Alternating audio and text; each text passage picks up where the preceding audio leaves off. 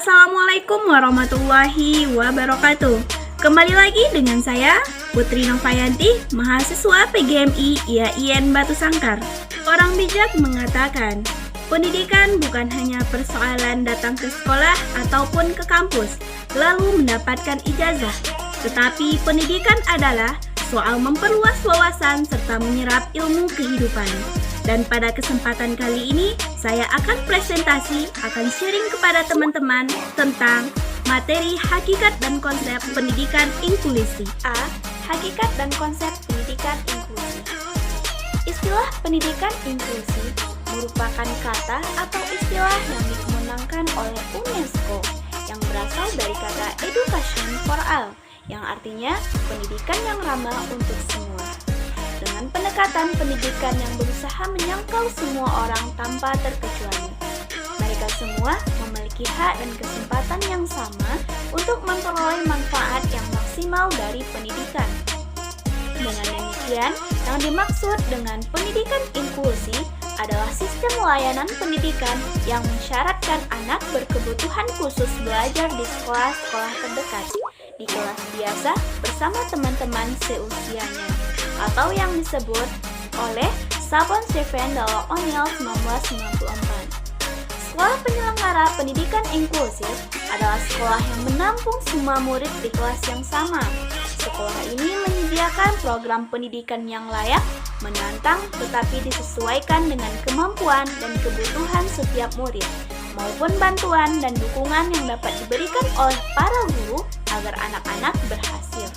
B. Landasan pendidikan inklusi. Yang pertama adalah landasan filosofis. Secara filosofis, penyelenggaraan pendidikan inklusi dapat dijelaskan sebagai berikut. A. Bangsa Indonesia adalah bangsa yang berbudaya dengan lambang negara burung Garuda, yang berarti Bhinneka Tunggal Ika. Keragaman dalam etnis, adat istiadat, keyakinan, tradisi, dan budaya merupakan kekayaan bangsa yang tetap menjunjung tinggi rasa persatuan dan kesatuan dalam negara kesatuan Republik Indonesia. Yang B, ada pandangan agama, khususnya Islam, antara lain ditegaskan bahwa yang pertama manusia dilahirkan dalam keadaan suci tentunya.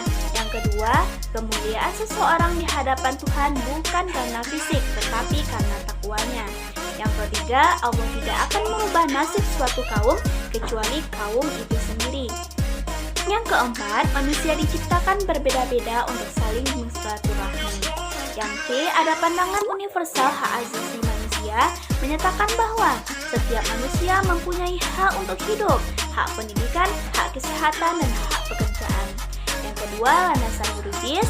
Yang A, Undang-Undang 1945 Pasal 31 Ayat 1 yang berbunyi, setiap warga negara berhak mendapatkan pendidikan. Ayat 2, setiap warga negara wajib mengikuti pendidikan dasar dan pemerintah wajib membiayainya. Yang B, ada Undang-Undang Nomor 23 Tahun 2002 tentang Perlindungan Anak Pasal 48. Pemerintah wajib menyelenggarakan pendidikan dasar minimal 9 tahun untuk semua anak. Pemerintah, keluarga, dan orang tua wajib memberikan kesempatan yang seluas-luasnya kepada anak untuk memperoleh pendidikan. C. Undang-Undang Nomor 20 Tahun 2003 tentang Sistem Pendidikan Nasional Pasal 5 Ayat 1. Setiap warga negara mempunyai hak yang sama untuk memperoleh pendidikan bermutu. Yang ketiga adalah landasan empiris. A. Deklarasi Hak Asasi Manusia pada tahun 1948. B. Konvensi Hak Anak 1989. C. Konferensi Dunia tentang Pendidikan untuk Semua 1990. D. Resolusi PBB nomor 4849 tahun 1993. Yang E. Pernyataan Salamanca tentang pendidikan inklusi pada tahun 1994. F. Komitmen Dakar mengenai pendidikan untuk semua, Deklarasi Bandung pada tahun 2004. Dengan komitmen Indonesia menuju pendidikan inklusif. H. Rekomendasi Bukit Tinggi pada tahun 2005. C. Sejarah menuju pendidikan inklusi. Sejarah perkembangan inklusi di dunia pada mulanya diperkasai dan diawali dari negara-negara Skandinavia, Denmark, Norwegia, dan Swedia. Di Amerika Serikat pada tahun 1960-an oleh Presiden Nedi mengirimkan pakar-pakar pendidikan luar biasa ke Skandinavia untuk mempelajari mass training dan less restrictive environment yang ternyata cocok untuk diterapkan di Amerika Serikat. Selanjutnya di Inggris, dalam Edits X 1991 mulai memperkenalkan adanya konsep pendidikan inklusi dengan ditandai adanya pergeseran model pendidikan untuk anak, kebutuhan khusus dan sekreatif dan integratif. Tuntutan penyelenggaraan pendidikan inklusi di dunia semakin nyata, terutama sejak diadakannya Konferensi Dunia tentang Hak Anak pada tahun 1989 dan Konferensi Dunia tentang Pendidikan tahun 1991 di Bangkok yang menghasilkan deklarasi Education for All. Implikasi dari statement ini mengikat bagi semua anggota konferensi agar semua anak tanpa terkecuali, termasuk anak berkebutuhan khusus, mendapatkan layanan pendidikan secara memadai. Sebagai tindak lanjut deklarasi Bangkok, pada tahun 1994 diselenggarakan Konferensi Pendidikan di Salamanca, Spanyol yang mencetuskan perlunya pendidikan inklusi yang selanjutnya dikenal dengan The Salamanca Statement of Inclusive Education. Sejalan dengan kecenderungan tuntutan perkembangan dunia tentang pendidikan inklusi, Indonesia pada tahun 2004 menyelenggarakan Konferensi Nasional dengan menghasilkan Deklarasi Bandung dengan komitmen Indonesia menuju pendidikan inklusi. Untuk memperjuangkan hak-hak anak dengan hambatan belajar, pada tahun 2005 diadakan Simposium Internasional di Bukit Tinggi dengan menghasilkan Rekomendasi Bukit Tinggi yang isinya antara lain yaitu menekankan perlunya terus dikembangkan program pendidikan inklusi sebagai salah satu cara menjamin bahwa semua anak benar-benar memperoleh pendidikan yang pemeliharaannya berkualitas dan layak.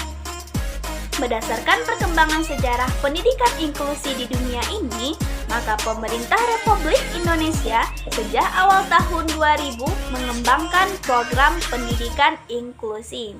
Program ini merupakan kelanjutan program pendidikan terpadu yang sesungguhnya pernah dihancurkan di Indonesia pada tahun 1980-an, tetapi kemudian kurang berkembang dan baru mulai tahun 2000 dimunculkan kembali dengan mengikuti kecenderungan dunia menggunakan konsep pendidikan inklusi. D. Elemen-elemen pendidikan inklusi. A. Welcoming teacher dan pembelajaran yang ramah. Seiring perkembangan zaman, pandangan masyarakat tentang profesi guru kian berubah, tetapi ada beberapa hal yang tetap menjadi tuntutan masyarakat terhadap profesi ini. Ada 4 kompetensi yang diharapkan ada pada setiap tenaga pendidik, yaitu kompetensi kepribadian, kompetensi profesional, kompetensi pedagogik, dan kompetensi sosial. Hal-hal yang bisa dilakukan untuk menjadi guru berstatus welcoming teacher adalah sebagai berikut. Yang pertama, guru harus mengetahui kondisi fisik maupun psikis peserta didik, termasuk kesehatan, intelijensi, sifat dan karakter anak, dan sebagainya. Yang kedua, guru yang penolong, bukan guru yang mudah memberikan hukuman. Yang ketiga, guru yang tidak mempermalukan anak. Yang keempat, ada guru yang dapat mengatasi jika ada anak yang dipermalukan oleh anak lain, maka dialah yang menindaklanjuti. Yang kelima, yaitu guru yang empati terhadap hambatan siswa. Selanjutnya, ada guru yang sesegera mungkin berusaha mengatasi hambatan belajar siswa. Yang ketujuh, ada guru yang selalu memperhatikan perkembangan anak. Yang kedelapan, guru yang dapat menjalin hubungan baik dengan orang tua anak dan pihak-pihak lainnya. Inti dari guru yang ramah ini adalah guru yang sangat identikan kehadirannya oleh siswa. Jika guru tidak hadir, maka siswa merasa ada sesuatu yang hilang. Yang D, menekankan kerjasama daripada persaingan. Sifat kompetisi atau bersaing memang selalu ada pada diri manusia bersaing ini.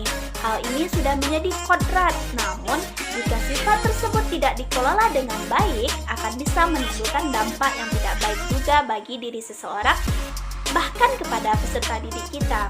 Salah satu motivasi belajar dimunculkan dengan cara lain yang lebih ramah. Mari kita jawab dengan elemen pendidikan inklusi, yaitu bagaimana menekankan kerjasama daripada persaingan. elemen ini sebenarnya tidak sulit untuk dilakukan, sebab secara kodrati manusia juga dituntut untuk selalu bisa bekerja sama dan bersosial dengan orang lain. Dalam ilmu sosial, manusia disebut makhluk sosial. Maknanya bahwa manusia ternyata tidak bisa hidup sendiri dan selalu memerlukan bantuan orang lain. Aktivitas kerjasama dalam belajar menjadi unsur yang penting dalam mengimplementasikan paradigma pendidikan inklusi. Jika kita analisa, sebenarnya kehidupan yang normal justru paling banyak dituntut untuk kerjasama. Misalnya di dunia pekerjaan, fenomena kerjasama antara karyawan sangat disyaratkan agar perusahaan bisa berkembang atas dasar gambaran tersebut. Selama ini terdapat kontradiktif antara fenomena di lembaga pendidikan dengan tempat di mana para lulusannya nanti bekerja di satu sisi. Di satu sisi, nuansa persaingan sangat ketat di sekolah dalam rangka mendewasakan peserta didik. Namun di sisi lain, di mana mereka nantinya bekerja, dituntut untuk bekerja sama. So, mungkin itu adalah rangkaian materi presentasi saya pada kesempatan kali ini. Mudah-mudahan bisa bermanfaat bagi kita semua. See you again